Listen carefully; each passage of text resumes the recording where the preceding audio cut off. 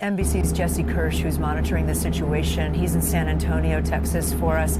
Jesse, I just want to clarify and state up front, we really have a very fluid situation. We were carrying some of our local coverage, and if you've been listening, you may have heard different numbers and different determinations as to how many deceased there are. It sounds like there's a bit of a fog right now. We don't know exactly how many have died, but as far as NBC knows, there is at least one death. Is that right?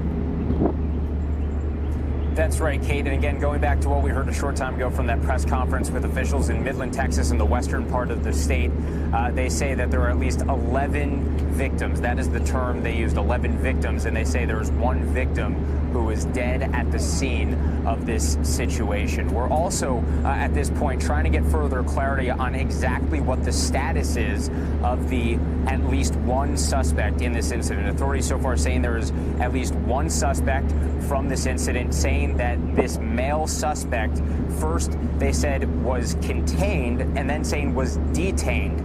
I think when we talk about these kinds of situations, those terms can mean different things. So trying to get some further clarity on what the status is of this suspect. Is this person in custody? Is this someone who was taken out by authorities, who was killed by authorities? So those are questions that we'll try to get further clarity on in the minutes and hours ahead moving forward. This happened, according to officials, around 8 in the morning local time. So that would have been around 3 hours ago that they got the first calls coming in for first responder help. Authorities making a point of saying at that press conference that at this point they do not need blood. Gave people a sense of where they can donate if they want to for future needs, but making a point of saying they do not need blood donations at this point, and also gave people a place to direct other donations like food to help those in need in the aftermath of this. But as you said, Kate, fluid situation, very preliminary details. This was the first time we heard from authorities after word of a possible incident had been trickling out on social media, and so we'll just be keeping an eye on what authorities say throughout the day for updates. Yeah. And Jesse, we're seeing some local reports, and I don't know if they addressed this in the press conference at all, because I actually wasn't watching yet when that happened. There were reports that this suspect, one person, might have barricaded themselves inside of a building. Have you heard anything about that? We didn't get much on the suspect from the press conference, Kate, so I think those are questions that we'll also be following up on. I do want to share an update we just got from Midland Memorial Hospital. They say that they have received 9 victims from the active shooter incident, 4 of which are in the operating room. 5 of the people who were brought there are stable. So, just speaking to the severity of the injuries, Kate, because, in incidents like this, people can be taken to the hospital with everything from a rolled ankle when they're trying to run away from the incident to grave gunshot wounds. So just speaking to the severity of these wounds, we know that at least 4 people are in the operating room requiring some form of surgery. So it just speaks to the severity of some of the injuries that are coming out of this. And again, in total, what we know from authorities is that there are at least 11 victims, and at least one victim has lost their life, Kate. Yeah, and certainly a very traumatic time for the community of Midland. We've been hearing the local anchors talk about how people are getting alerts on their phone. It's very scary to be in a lockdown situation, so we hope it resolves. We thank you for watching, and remember, stay up. This is a Father's Day gift that dads actually want and will use. I got my dad this underhood work light bar. Shooter is now deceased. We've received this information based on the confirmation of a robot and the drone footage. We are still, the law enforcement is still securing the area and making sure that there are no other concerns. We do recognize that there is going to be an ongoing shutdown of the traffic and ingress and egress of the area, and so we ask that Midlanders respect that and follow all instructions with law enforcement in the area.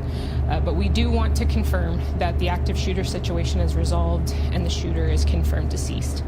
I want to follow up with some of the information that we shared in a previous press conference related to some of the things that are available in our community. We recognize that the victims and their families need support at this time, and so we want to make sure that everyone has access to the things that they need. We have the reunification, the family reunification facility at the hospital that is ongoing, and so we would ask people not to call the number that we released earlier, but rather to go straight to the hospital. There will be people that can help you there. So if you have concerns or you need support, the chapel at the hospital is the place right now where that can be provided to you. If you would like to make contributions or donations, we're funneling everything through the United Way at this time. We know that Midlanders want to reach out and respond, and so that's where we would direct you with any concerns. They're coordinating with all other nonprofits and support agencies here in our community.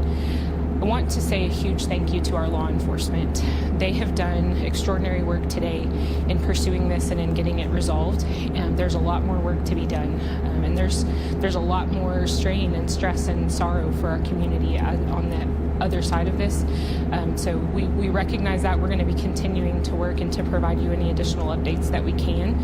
But I would really ask Midlanders to pray for the families of those who've been impacted, for the victims themselves, for the family of the one who is a confirmed deceased victim.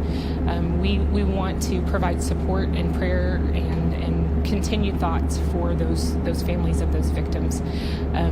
At this time, we've had continued communication with our hospitals in the region. Midland Memorial Hospital and Odessa also are treating people and continuing to help those that have been impacted. And so we don't have any additional information on identities or anything that we're able to share at this time because it is an ongoing investigation, but we want to give you the information that we can as we can. So again, the active shooter situation has been resolved and the shooter is confirmed deceased as of this afternoon. Our thoughts and our prayers are with these families, with the community of Midland, and with all of those that were involved today. Thank you so much.